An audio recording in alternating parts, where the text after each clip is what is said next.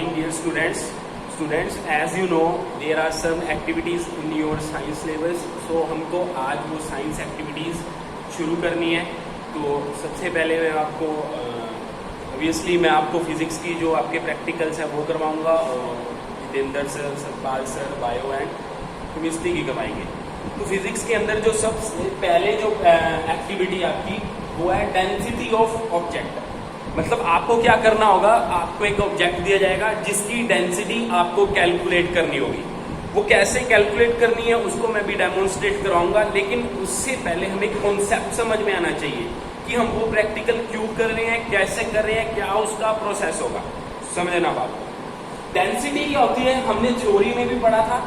हमने क्या पढ़ा था कि किसी ऑब्जेक्ट के मास को अगर उसके वॉल्यूम से डिवाइड कर दें तो जो भी आएगा उसको हम क्या बोलते हैं, डेंसिटी। ठीक है, मैं आपको ऑब्जेक्ट दूं, उसका मास आपने कैलकुलेट कर लिया एंड उसका वॉल्यूम आपने कैलकुलेट कर लिया, फिर दोनों को डिवाइड कर दिया, तो जो नंबर आपके पास निकल के आएगा वो होगा उस ऑब्जेक्ट की डेंसिटी। तो अब मेरे को प्रैक्टिकल करना है, डेंसिटी निकालनी है। डेंसिटी निकालनी है तो मुझे क्या चाहिए, मुझे मास ऑफ ऑब्जेक्ट चाहिए एंड वॉल्यूम ऑफ ऑब्जेक्ट चाहिए। मतलब अगर मैं ऑब्जेक्ट का मास मेजर कर लूं, फिर ऑब्जेक्ट का वॉल्यूम मेजर कर लूं, दोनों को डिवाइड दे दूं, तो मेरे पास क्या आ जाएगा, डेंसिटी ऑफ ऑब्जेक्ट। तो अब आपको मैं क्या करता हूं, प्रैक्टिकल करके दिखाता हूं।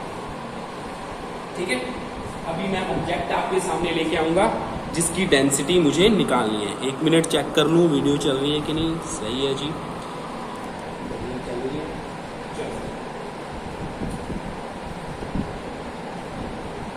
देखो सबसे पहले ये वो ऑब्जेक्ट है जिसकी डेंसिटी मुझे निकालनी है। ये वो ऑब्जेक्ट है जिसकी डेंसिटी मुझे निकालनी है, तो इसका मास एंड इसका वॉल्यूम मुझे निकालना है। वॉल्यूम का मतलब ये कितना स्पेस कवर कर रहा है, कितना रीजन ये घेर रहा है, कितना स्पेस ये घेर रहा है, कितना स्पेस ये कवर कर रहा है, वो इसका वॉल्यूम होता है। वॉल्यूम निकालना पड़ेगा एंड इसका मास निकालना पड़ेगा। तो मास में कैसे निकालूंगा, स्प्रिंग बैलेंस है ना, स्प्रिंग बैलेंस, इसका मास निकाल लेते हैं। तो सबसे पहले मैं इसका मास निकाल लेता हूं, फिर इसका वॉल्यूम निकाल लूंगा। Then by using this formula we can get density of this object. तो मास सबसे पहले देखो मैं मेजर करके दिखाता हूं। ये स्प्रिंग बैलेंस से मैंने इसको हैंग कर दिया। तो देखो इसका मास कितना आ रहा है, ये आ रहा है अप्रोक्सीमेटली 200 ग्राम्स। शायद आपको दिख नहीं रहा होगा तो थोड़ा सा पास करके दिखा देता हूँ। देखो इधर देखो, ये 0 से स्टार्ट हो रहा है, ये 200 ग्राम्स इसका मास आ रहा है। तो मास हमारे पास आ गया 200 ग्राम्स। यहाँ पे मैं लिख देता हूँ, ठीक है। मास कितना आ गया हमारे पास, 200 grams. m equals to 200 grams. और मैंने आपको बताया था कि हमें हमेशा मास को किलोग्राम में, लेंथ को मीटर में, टाइम को सेकंड में लेके चलना है। तो इसको क्या करो, किलोग्राम में कन्वर्ट कर दो, तो ये हो जाएगा 200 डिवाइड बाय 1000। किलोग्राम में कन्वर्ट हो जाएगा 0000, तो 2 divide by 10 that is 0.2 kilogram. ये आ गया हमारे पास mass of this material, mass of this object. ठीक है, अब मास निकालने के बाद हमारा नेक्स्ट स्टेप है वॉल्यूम निकालना। इसका वॉल्यूम भी तो निकालना पड़ेगा। वॉल्यूम का मतलब कितना स्पेस ये कवर कर रहा है। तो देखो कैसे मैं इसको वॉल्यूम निकालूंगा, देखना ध्यान से।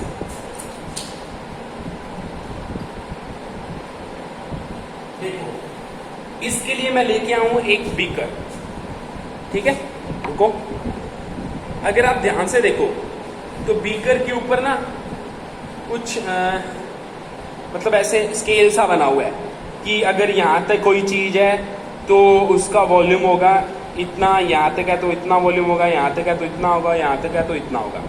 ठीक है, तो ये 250 ml का पूरा अपना बीकर है। और अगर यहाँ तक कोई ऑब्जेक्ट भरा हुआ तो उसका वॉल्यूम 50 ml होता है, यहाँ तक होता है तो 100, यहाँ तक होता है तो 150, यहाँ तक होता है तो 200, पूरा भर दिया तो 250 ml हो जाएगा। ठीक है, अब देखो मैंने इसके अंदर वाटर ले लिया, क्यों लिया आपको बाद में समझ आएगा। मैंने वाटर लिया, वाटर को 150 ml तक मैंने फिल कर रखा है। माइन्यूट सा कम है, लेकिन मान लो कि 150 माइन्यूट सा थोड़ा सा कम रह गया, तो अप्रोक्सीमेट 150 ml मैंने इसमें वॉल्यूम ले रखा वाटर का। लेकिन मुझे निकालना है इसका वॉल्यूम। इसका वॉल्यूम कैसे निकलेगा? इसका वॉल्यूम कैसे निकलेगा? मैं क्या करूंगा, इसको इसके अंदर डिप करवा दूंगा। डिप करवा दूंगा तो ये वाटर का लेवल राइज करेगा। इस वाटर का लेवल जितना राइज किया वो इसका वॉल्यूम हुआ, क्योंकि ओरिजिनल वॉल्यूम कितना वाटर का 150 ml। इसको बीच में जब मैं इमर्स करवा दूंगा, डिप करवा दूंगा, तो जितना लेवल राइज होगा वो इसी के कारण तो राइज होगा। तो जितना लेवल राइज हो जाएगा वो इस सब्सटेंस का वॉल्यूम हो जाएगा। तो अब देखो, मैं जैसे जैसे इसके अंदर डिप करवाई जाऊंगा वॉल्यूम बढ़ता जाएगा। ध्यान से देखना, पता नहीं आपको दिख रहा है कि नहीं। देखो, ये मैं इसके अंदर डिप करवा रहा हूँ, वाटर लेवल राइज कर रहा है, राइज कर रहा है, राइज कर रहा है। अब ये पूरा डिप हो गया मटेरियल। तो यहाँ से देखने पे लग रहा है कि हमारा जो आ रहा है, रीडिंग कितनी आ रही है, पहले ये थी 150 से थोड़ी सी कम, अब ये आ गई है, अब ये आ गई है 170 से थोड़ी सी कम। ठीक है, मतलब ये देखो, ये 150, ये 200, तो ये बीच वाला 170 होगा।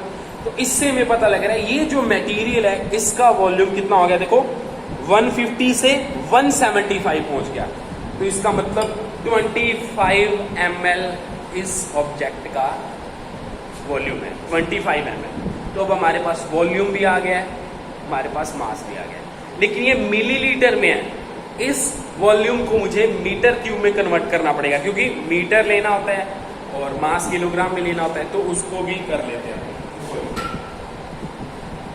तो वॉल्यूम हमारे पास आ गया, इसका वॉल्यूम इक्वल्स टू 25 ml। इसको कैसे मैं मीटर क्यूब में कन्वर्ट करूंगा, 1 मिनट को मैं बताता हूँ।